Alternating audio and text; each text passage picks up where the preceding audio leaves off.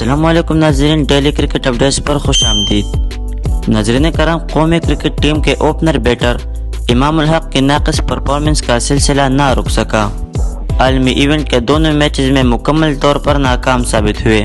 تفصیلات کے مطابق پاکستان کرکٹ ٹیم کے اوپنر بیٹر امام الحق، جن کے حوالے سے سفارشی ہونے کی باتیں زبان زد عام ہے، وہ عالمی ایونٹ سے قبل ہونے والے وارم اپ میچز میں ناکام رہنے کے بعد ورلڈ کپ کے ابتدائی 2 میچوں میں بھی اچھی کارکردگی نہ دکھا سکے۔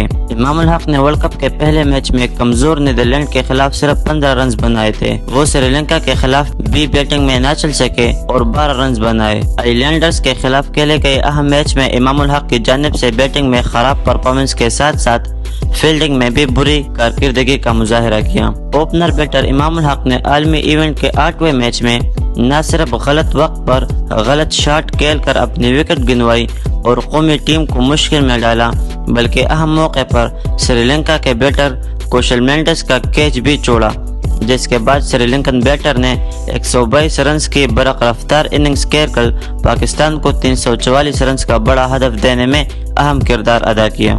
ایسا پہلی بار نہیں ہوا کہ امام الحق کی وجہ سے ٹیم مشکلات کا شکار ہو۔